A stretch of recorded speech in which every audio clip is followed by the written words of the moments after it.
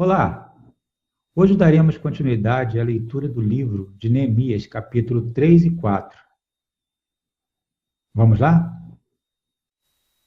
E levantou-se Eliasibe, o sumo sacerdote, com os seus irmãos, os sacerdotes, e reedificaram a porta do gado, a qual consagraram, e levantaram as suas portas, e até a torre de Meá consagraram, e até a torre de Ananel. E junto a ele edificaram os homens de Jericó, também ao seu lado edificou Zacur, filho de Ri. E a porta do peixe edificaram os filhos de Asenaar, a qual emadeiraram, e levantaram as suas portas com as suas fechaduras e os seus ferrolhos. E ao seu lado reparou Meremote, filho de Urias, o filho de Cós, e ao seu lado reparou Mesulão, filho de Berequias, o filho de Mesesabeel, e ao seu lado reparou Zadok, filho de Baana. E ao seu lado repararam os tecoitas, porém os seus nobres não submeteram a serviço ao serviço de seu senhor.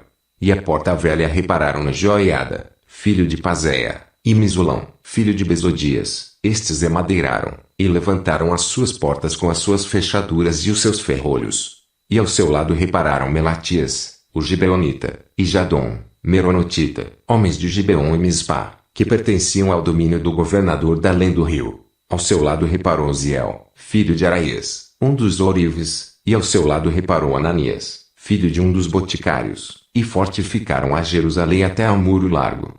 E ao seu lado reparou Refaías, filho de Ur, líder da metade de Jerusalém.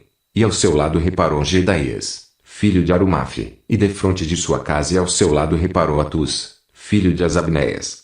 A outra porção reparou Malquias, filho de Arim, e Azube, filho de Paate-Moabe, como também a torre dos fornos. E ao seu lado reparou Salum, filho de Eloás, líder da outra meia parte de Jerusalém, ele e suas filhas. A porta do vale reparou Anum e os moradores de Zanoa, estes a edificaram, e lhe levantaram as portas com as suas fechaduras e os seus ferrolhos, como também 1000 côvados do muro, até a porta do monturo. E a porta do monturo reparou a Malquias, filho de Recabe, líder do distrito de Bet-Aquerem, este a edificou, e lhe levantou as portas com as suas fechaduras e os seus ferrolhos. E a porta da fonte reparou a Salum, filho de Coose, líder do distrito de Mispá, este a edificou, e a cobriu, e lhe levantou as portas com as suas fechaduras e os seus ferrolhos, como também o muro do tanque de Acelá, ao pé do jardim do rei, e até os degraus que descem da cidade de Davi. Depois dele edificou Neemias, filho de Asbuque, líder da metade de Bet-Ezur, até defronte dos sepulcros de Davi, até o tanque artificial e até a casa dos valentes. Depois dele repararam os levitas, Helm, filho de Bani, ao seu lado reparou Asabias, líder da metade de Keila, no seu distrito. Depois dele repararam seus irmãos, Bavai, filho de Nadade, líder da outra meia parte de Keila. Ao seu lado reparou Ezer, filho de Jesuá, líder de Mispá, outra porção, defronte da subida à casa das armas, à esquina. Depois dele reparou com grande ardor Baruque, filho de Zabai, outra medida, desde a esquina até a porta da casa de Eliasibe, o sumo sacerdote. Depois dele reparou Meremote, filho de Urias, o filho de Cós, outra porção, desde a porta da casa de Eliasibe, até a extremidade da casa de Eliasibe. E depois dele repararam os sacerdotes que habitavam na campina.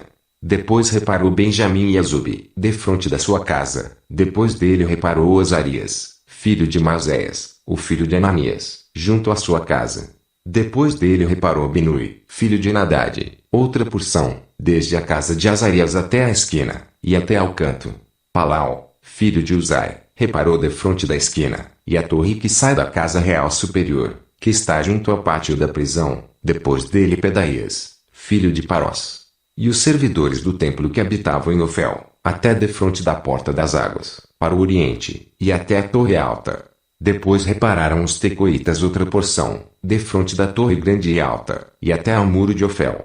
Desde acima da porta dos cavalos repararam os sacerdotes, cada um defronte da sua casa. Depois deles reparou Zadok, filho de Mer, defronte da sua casa, e depois dele reparou Simaías, filho de Sicanias, guarda da porta oriental. Depois dele reparou Ananias, filho de Selemias, e Anum, filho de Zalaf, o sexto, outra porção. Depois dele reparou Mesulão, filho de Berequias, defronte da sua câmara. Depois dele reparou Malquias, filho de um ourives, até a casa dos servidores do templo e mercadores, defronte da porta de Mificade. e até a câmara do canto. E entre a câmara do canto e a porta do gado, repararam os ourives e os mercadores.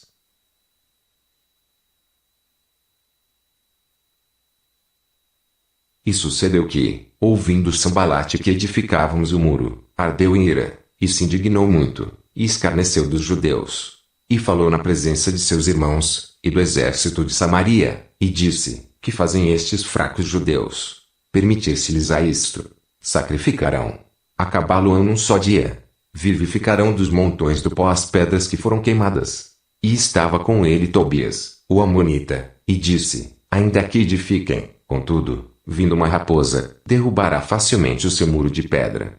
Ouve, ó nosso Deus, que somos tão desprezados, e torna o seu opróbrio sobre a sua cabeça, e dá-os por presa, na terra do cativeiro. E não cubras a sua iniquidade, e não se risque de diante de ti o seu pecado, pois que te irritaram na presença dos edificadores. Porém edificamos o muro, e todo o muro se fechou até a sua metade, porque o coração do povo se inclinava a trabalhar. E sucedeu que, ouvindo Sambalate e Tobias, e os árabes, os amonitas, e os asdoditas, que tanto ia crescendo a reparação dos muros de Jerusalém, que já as roturas se começavam a tapar, iraram-se sobremodo, e ligaram-se entre si todos, para virem guerrear contra Jerusalém, e para os desviarem do seu intento. Porém nós oramos ao nosso Deus e pusemos uma guarda contra eles, de dia e de noite, por causa deles. Então disse Judá: já desfaleceram as forças dos carregadores, e o pó é muito, e nós não poderemos edificar o muro. Disseram, porém, os nossos inimigos: nada saberão disto, nem verão, até que entremos no meio deles, e os matemos, assim faremos cessar a obra. E sucedeu que, vindo os judeus que habitavam entre eles, 10 vezes nos disseram, de todos os lugares, tornarão contra nós. Então pus guardas nos lugares baixos por detrás do muro e nos altos, e pus ao povo pelas suas famílias com as suas espadas, com as suas lanças, e com os seus arcos. E olhei, e levantei-me, e disse aos nobres, aos magistrados, e ao restante do povo: não os temais, lembrai-vos do grande e terrível Senhor, e pelejai pelos vossos irmãos, vossos filhos, vossas mulheres e vossas casas.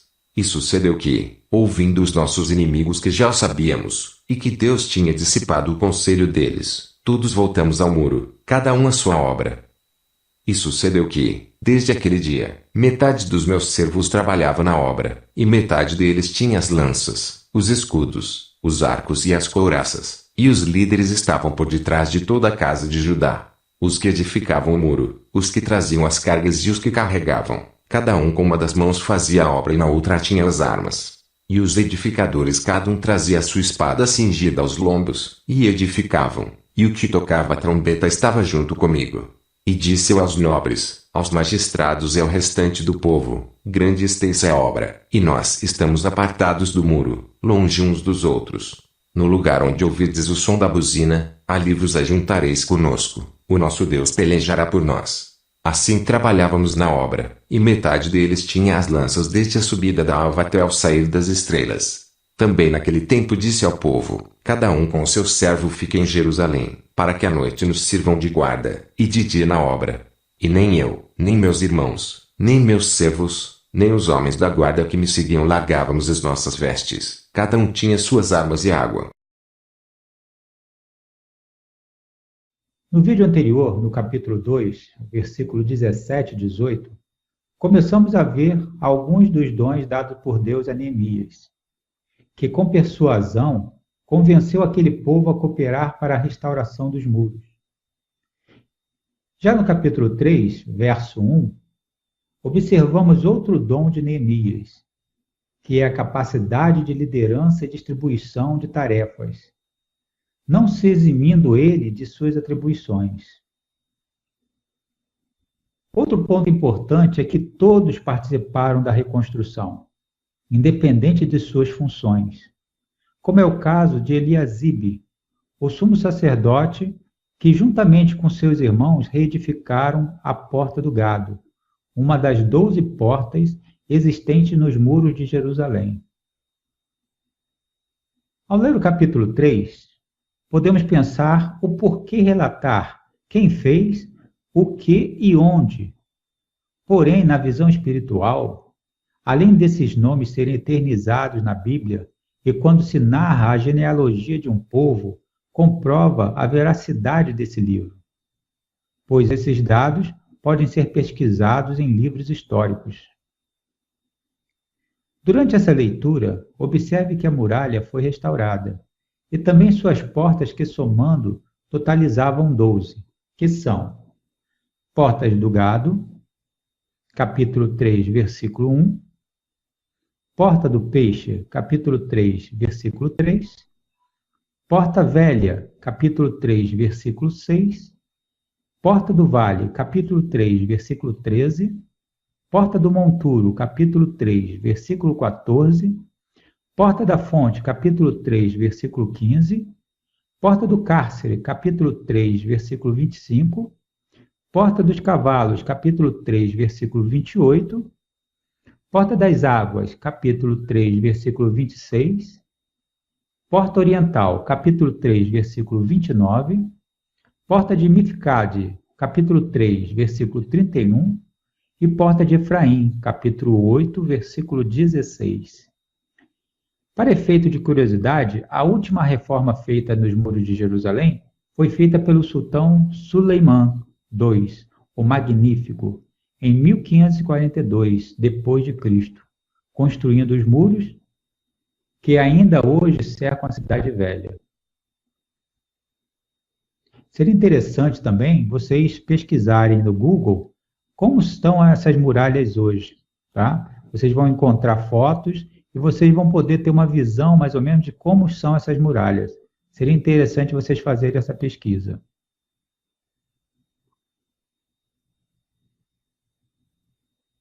Das 12 portas do período bíblico, hoje existe apenas 8, porém com outros nomes. São elas: Porta Nova, Porta de Damasco, Porta de Herodes, Porta de Santo Estevão, Porta Dourada, Porta de Sião, Porta dos Mouros e Porta de Jafá.